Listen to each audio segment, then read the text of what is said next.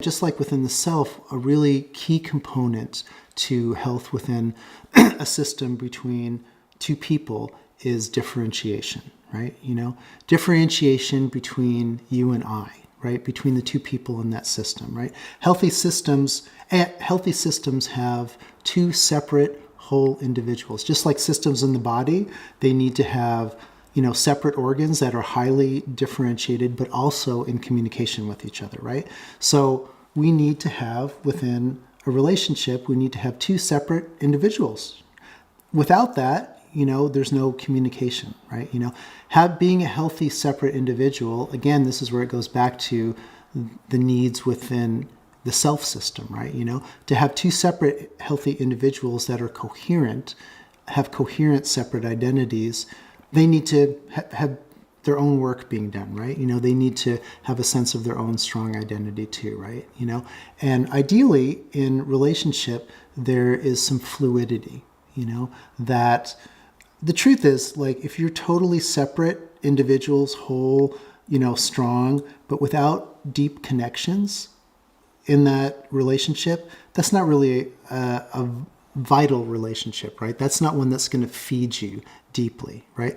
And the truth is, especially like with romantic partners, there are times where we get lost. Part of the beauty of a relationship, especially romantic relationships, is that these two separate entities do this, right? There's times we come together and the boundaries between each other fade and they disappear, and that can be an incredibly beautiful experience, right? But the key is we want to be able to come back to this, right?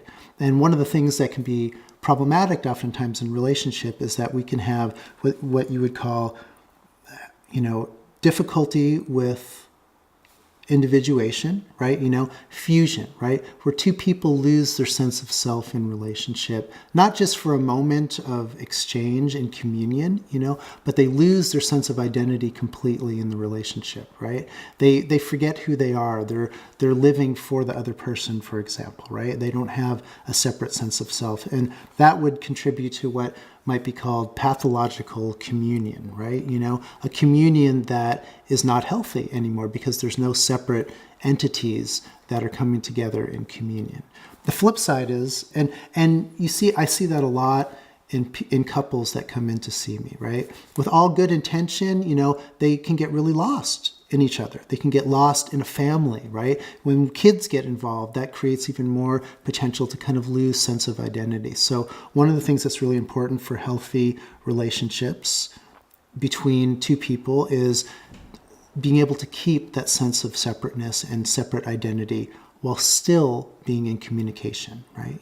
Because the flip side of enmeshment or pathological communion would be pathological agency. And I see that oftentimes in relationships as well, where people come in and they're fully living separate lives. There's no sense of togetherness. There aren't those nodes of communication and exchange that allows them to be a we, right? There's a you and a me, but there's no we for them, right? And then the other extreme is, for some people, there's a we, but there's no you and me. So healthy relationships involve that kind of sense of good differentiation.